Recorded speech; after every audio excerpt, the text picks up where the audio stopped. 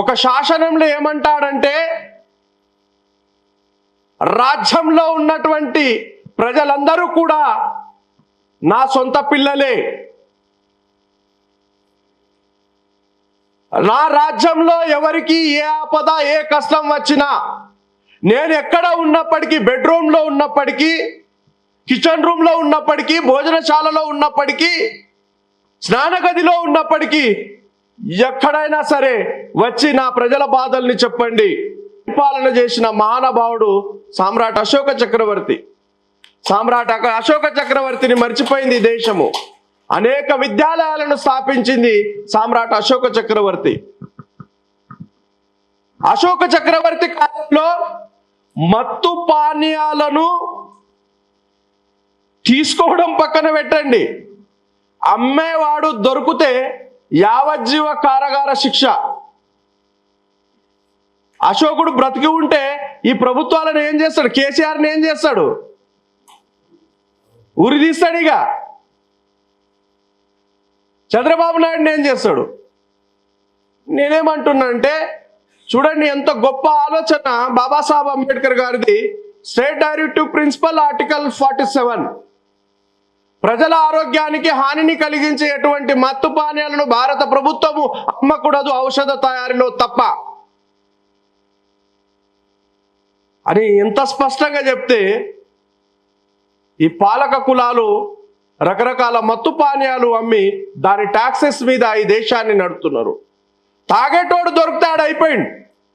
అశోకుని కాలంలో ఎంత నైతిక విలువలతో ఒక పరిపాలన కొనసాగింది. సోనేకి చిడియాగా ఈ దేశానికి ఉన్న పేరు గుప్తుల కాలం తీసుకున్నారు.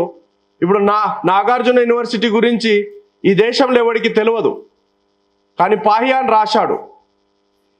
4th సెంచరీలో చైనా నుండి వచ్చిన పాహియాన్ నాగార్జున యూనివర్సిటీ మీద రాశాడు. ఈ దేశం ఏం చేసింది? నాగార్జున యూనివర్సిటీని నేలమట్టం చేసింది, నలంద యూనివర్సిటీని తగలబెట్టింది, తక్షశిల యూనివర్సిటీని నేలమట్టం చేసింది, విక్రమ్శీలను తగలబెట్టింది, వల్లాభిని ఆక్రమించి ఈరోజు శ్రీకృష్ణుడి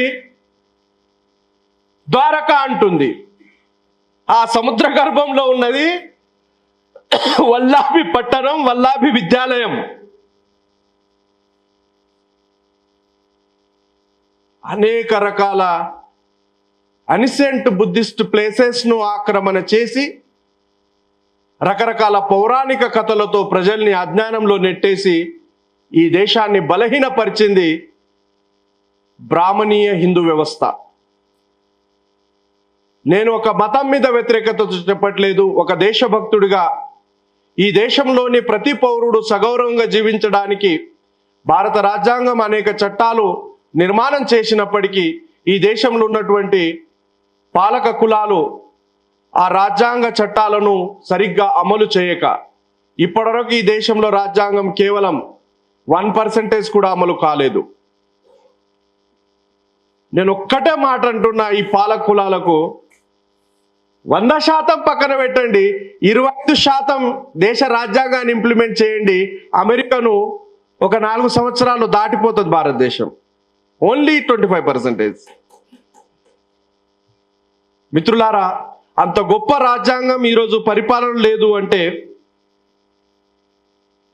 అంత గొప్ప రాజ్యాంగం కల్పించినటువంటి హక్కులు ఈ దేశ ప్రజలకు నోచుకోలేదంటే, ఈ దేశ ప్రజలు మతం మత్తులో అజ్ఞానంతో జీవించడం కారణం చేత మనం మన హక్కుల కొరకు పోరాటం చేయాలి, రాజ్యాంగ చట్టాల కొరకు పోరాటం చేయాలి, దేశ ప్రజల్ని రాజ్యాంగం హక్కుల మీద చైతన్యం కల్పించాలి.